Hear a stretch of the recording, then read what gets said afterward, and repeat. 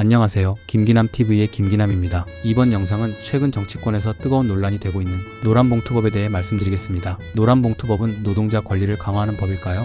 아니면 기업에 과도한 부담을 주는 법일까요? 지금부터 저와 함께 살펴보시죠. 1. 노란봉투법이란 정식 명칭으로는 노동조합 및 노동관계조정법 개정안을 말합니다. 이 법의 핵심은 간단합니다. 파업에 참여한 노동자에게 기업이 거액의 손해배상 청구를 하는 것을 제한하자는 내용입니다. 이름이 노란봉투법으로 불리게 된 이유는 과거 쌍용차 해고 노동자들이 거액의 손배소를 당했을 때 시민들이 노란 봉투에 성금을 담아 전달했던 것에서 비롯되었습니다. 먼저 찬성 측 주장을 들어보겠습니다. 2. 찬성 측 입장 노동자 보호. 첫째, 노동자의 권리 보장. 파업은 헌법에 보장된 기본권인데 파업 이후 기업이 수십억, 수백억 손해배상을 청구하면 사실상 파업은 불가능해진다. 둘째, 노동자의 생존권 보호. 손해배상 소송에 시달리면 노동자 개인과 가족은 삶이 무너질 수밖에 없다. 셋째, 노사 간 힘의 균형 회복. 자본을 가진 기업과 개별 노동자가 법정에서 맞서 싸우기는 구조적으로 불리하기 때문에 최소한의 안전망이 필요하다는 주장입니다. 이번에는 반대로 반대측 주장을 살펴보겠습니다. 3. 반대측 입장 기업 부담. 첫째, 불법 파업까지 면책될 수 있다는 우려입니다. 합법적 파업뿐 아니라 불법적 점거, 생산 차질까지 보호된다면 기업 경영이 심각하게 흔들릴 수 있다. 둘째, 경제적 피해. 예를 들어 대규모 파업으로 국가 경제 전체가 타격을 입었을 때 그 책임을 누가 져야 하느냐는 문제가 남습니다. 셋째, 법치주의 훼손 우려. 불법은 불법인데 책임을 묻지 말자는 식으로 비칠 수 있어 사회 질서를 해칠 수 있다는 지적도 있습니다. 그렇다면 국민들은 어떻게 생각하고 있을까? 4. 국민들의 생각. 국민 10명 중 7명이 노동조합법 개정안 노란봉투법 통과 시 노사 갈등은 악화될 것으로 예상했습니다. 국민의 35.8%는 사업 재편과 기술 투자 등이 늦어질 수 있어 반대한다고 말했습니다. 56.0%는 의무화하기 전에 충분한 노사 대화가 우선이라는 입장을 밝혔습니다. 5.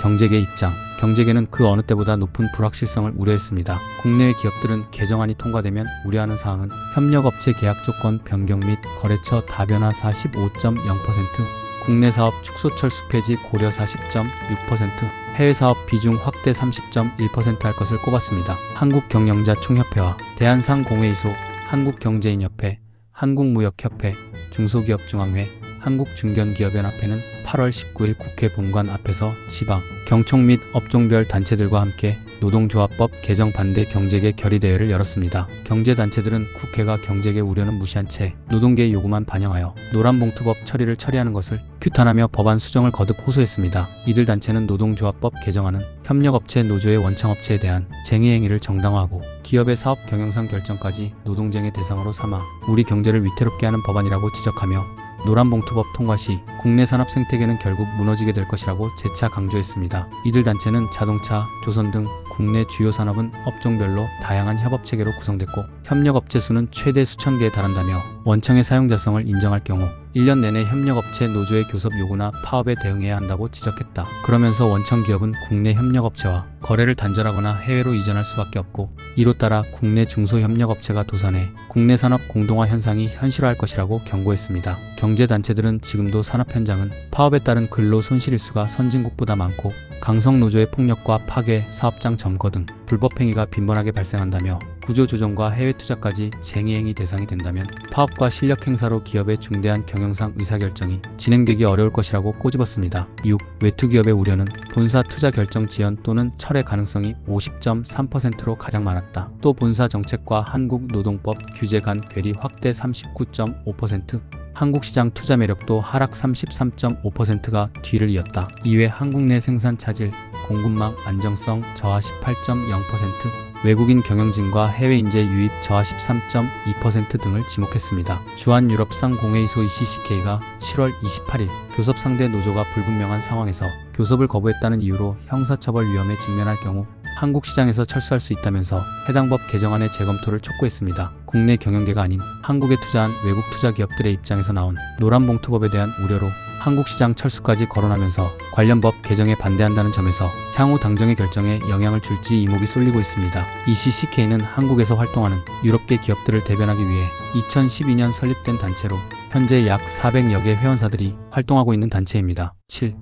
해외 사례 비교. 해외는 어떨까요? 독일은 파업이 합법적으로 진행되면 손해배상 청구가 불가능합니다. 그러나 불법 파업일 경우에는 책임을 묻습니다. 일본도 합법 파업은 보장하지만 불법 파업에는 법적 책임을 지게 합니다. 즉, 대부분의 나라가 합법과 불법을 명확히 구분하고 있습니다. 8.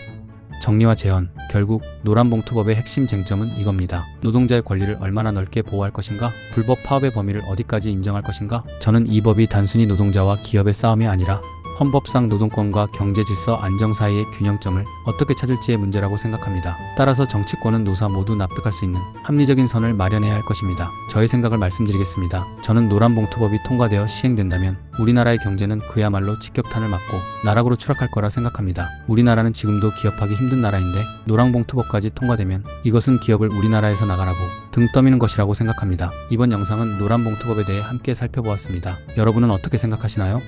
어려분의 의견을 존중합니다. 노동자 권리를 강화해야 한다는 입장인가요? 아니면 기업의 자유를 지켜야 한다는 입장인가요? 여러분의 의견을 댓글로 남겨주시면 감사하겠습니다. 지금까지 김기남TV의 김기남이었습니다. 대한민국의 경제를 응원합니다. 대한민국 화이팅!